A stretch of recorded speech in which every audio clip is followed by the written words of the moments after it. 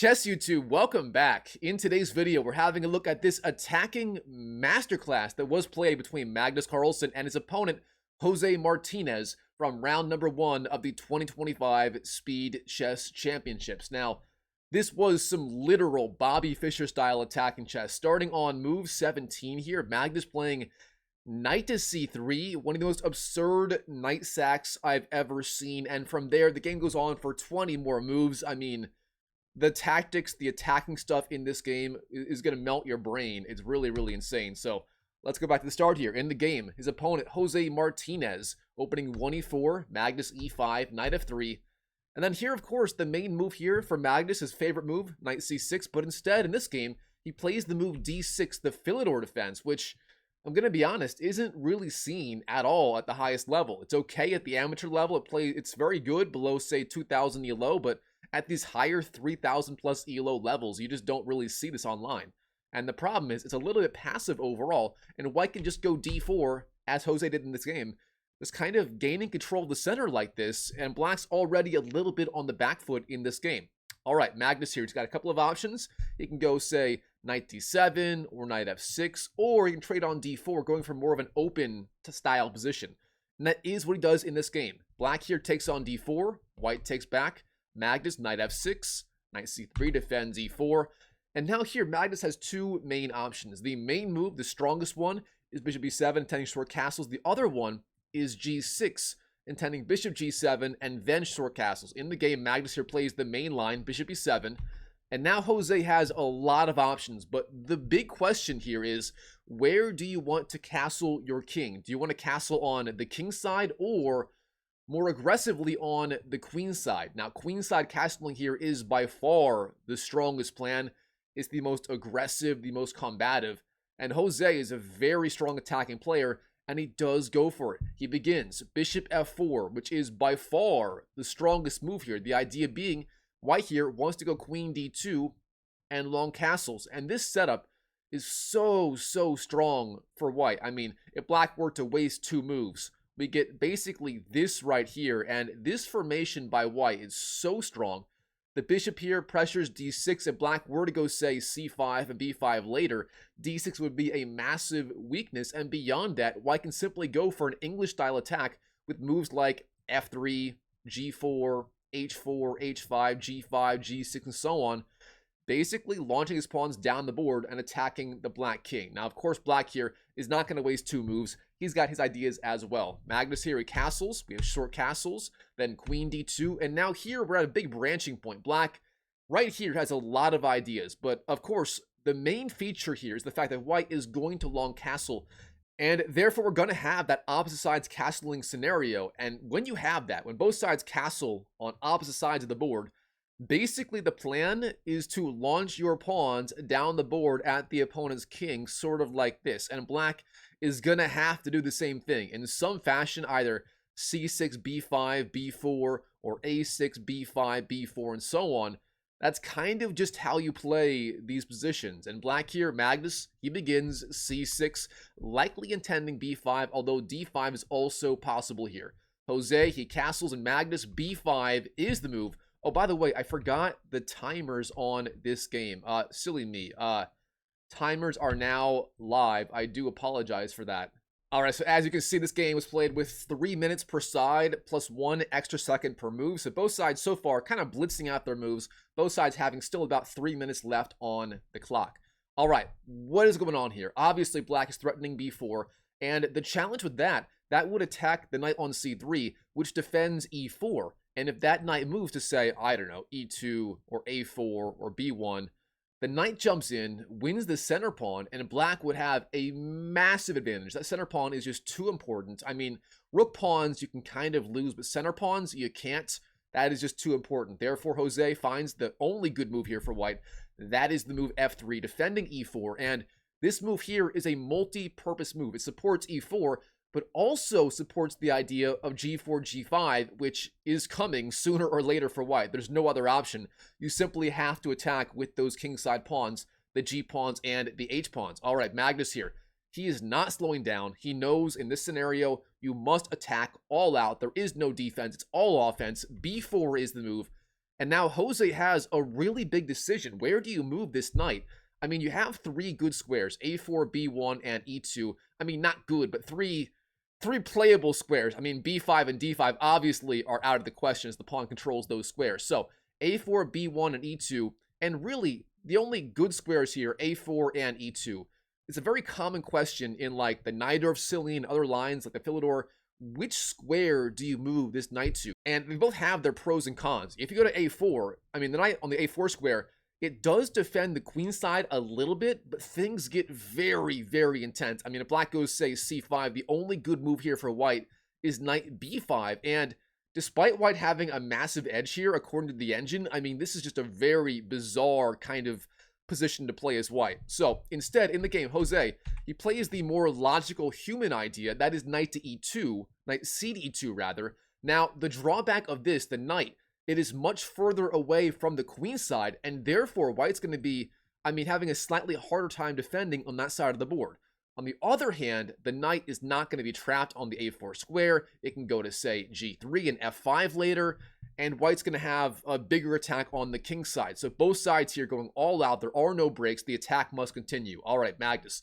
He knows this. The move here is c5, attacking d4. That knight must move away from the d4 square.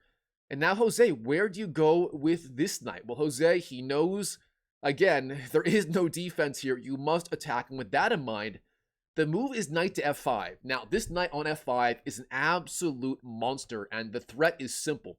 White here wants to capture on e7, taking away the precious dark squared bishop. And if that bishop falls, if, say, I don't know, knight c6, knight takes, queen takes, the problem there for black is if this pawn falls, I mean, first of all, there's the skewer, but even if that didn't exist, if white just takes her to the queen, white is just completely winning. That pawn on d6 is too important, and white here has the winning middle game, end game, whatever it's going to be. Therefore, black here, the only option really is to remove this knight. The bishop can't go anywhere. It's blocked in. Therefore, taking on f5 is the only option. And we get this kind of bizarre pawn structure where black has the extra center pawn. However, this pawn on f5 is actually kind of a big asset, and white here is ready for ideas like g4, g5, g6, just going for on the king side. So Magnus is going to have to be very, very careful in this game. All right, Magnus here. d5 is the move. Jose Martinez, g4, and Magnus d4. Both sides going all out on their own sides of the board. Now here, Jose, the best move is simply g5, intending f6. For example, g5, knight d5, and then f6, the pawn sack, giving up one of these pawns to open up the g file. That is the way forward. Instead, Jose plays a more timid move, let's say, knight g3, which makes a lot of sense. Jose trying to control h5. That way, if g5, there is no knight h5 nonsense from black. However, this move here, it's just a little bit too slow, and Magnus slowly begins to take over in this game. Knight d5, centralizing, attacking the very important bishop. If that bishop falls, the attack kind of slows down, and Magnus would take over. And the problem is there's no good square to move it to. The only one being perhaps, I don't know, e5, but even that isn't very inspiring. Instead, knight e4 is the move, centralizing a little bit, attacking c5, and so on. And now Magnus, knight c6, bringing one more piece into the attack. Now, it turns out that is not the best square for that knight. It turns out d7 is maybe a little bit better, as from there, the knight controls the king side a little more. But instead, knight c6 played in the game. All right.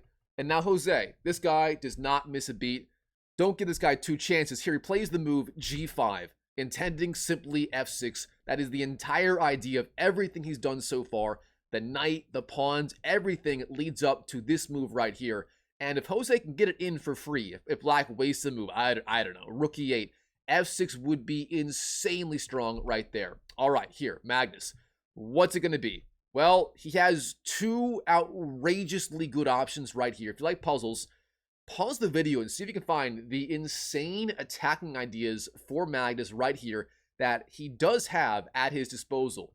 The moves here for Magnus are going to be b3 and knight c3. These moves look completely insane, but they are brilliant moves right here. Instead, queen to a5 played in the game, targeting a2, but this move is a little bit too slow, and it turns out here, Jose, he simply goes bishop c4, attacking plus defending, a very strong move, getting one more piece into the game, and the bishop is now one of the stronger pieces on the board. Again, attacking this diagonal, pressuring the king, pressuring the knight, pressuring f7, but also guarding a2 and guarding b3. This bishop is a monster right here, and Magnus is slowly kind of running out of steam. But of course, leave it to the GOAT to find the only way to continue right here. Magnus, in this position, he busts out the ludicrous Bobby Fischer style attacking idea of knight to c3. I mean, the knight can just be taken.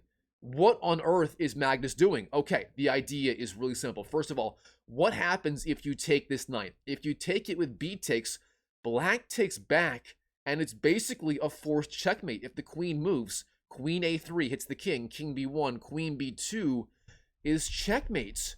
What about knight takes? In that case here, again, same thing. B takes, and if the queen moves, queen to b6 pressuring b2, and black has a vicious attack. Therefore, the knight cannot be taken. Magnus with the poisoned knight on c3, the untouchable knight. All right, Jose. The rook on d1 is under attack. Rook d to e1 is played in the game. Now, rook a d8, developing. And basically lining up this rook with the queen on the d2 square. All right, the queen, it sort of has to move somewhere in the game. Queen d3 was chosen. The idea being, sooner or later, black here could take on the a2 square, and Jose wants to have access to d2 with the king. If you don't do that, if you waste a move like, I don't know, rook h2, f1. I mean, this is where things get really, really bad for white.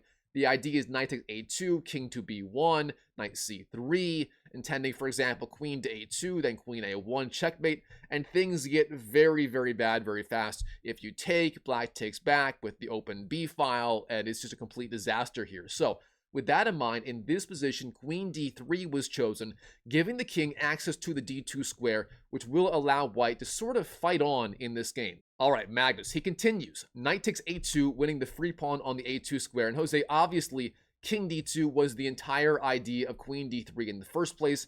Therefore, he does play that. Although I gotta say, king b1 is technically playable here as well.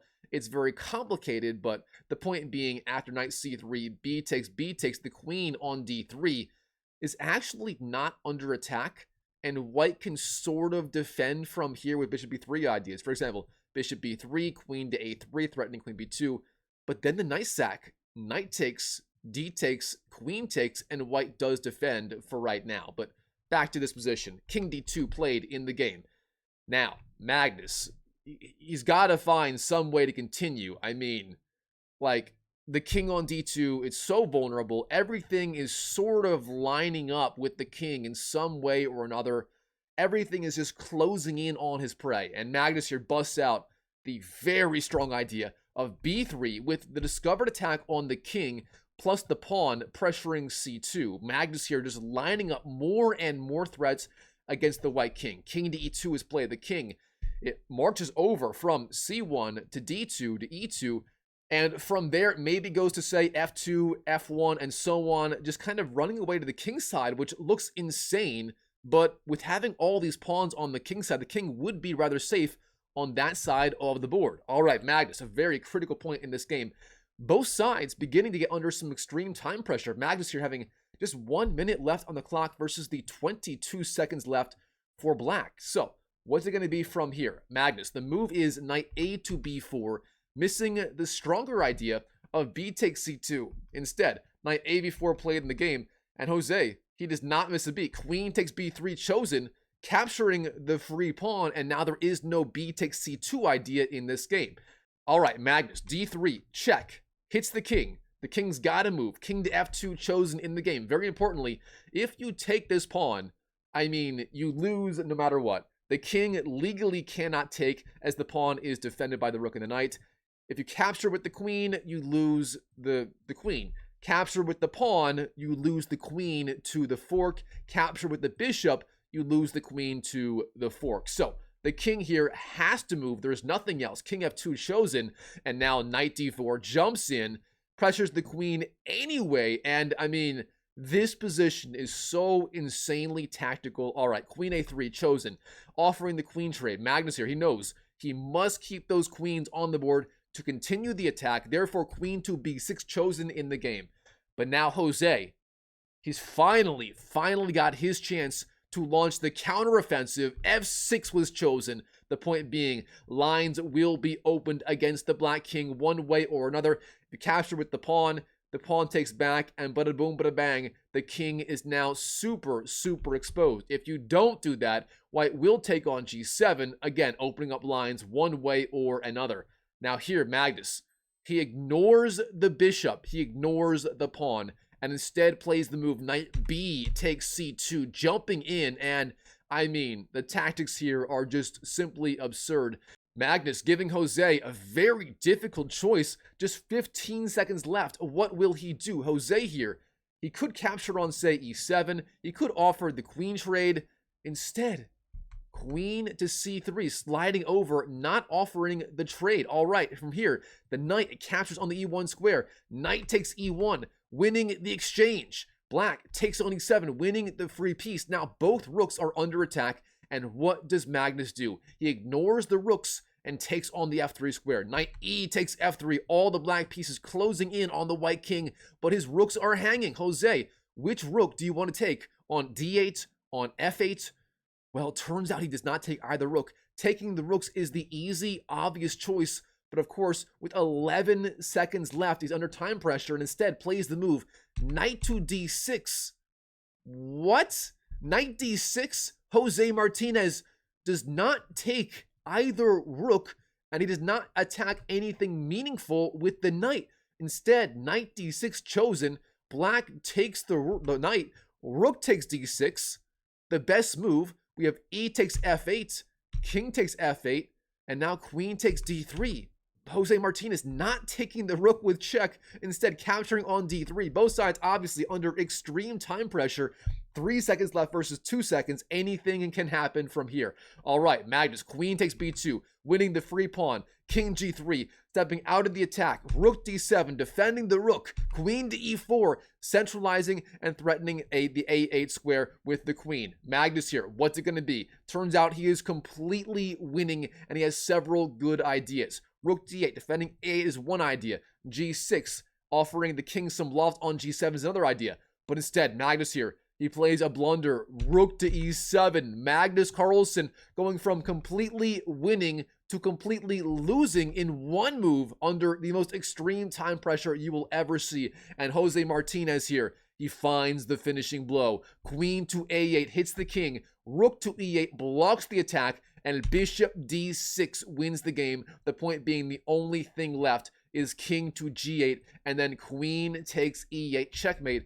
And Magnus Carlsen, right here, he resigns on the spot to Jose Martinez. Although I gotta say, Magnus, of course, he won the overall first round of the tournament.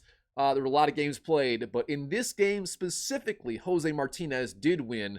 Although Magnus did advance to the round of 8, which is coming up very, very soon. Wow, what a game between Magnus Carlsen and Jose Martinez in the first round of the 2025 Speed Chess Championships.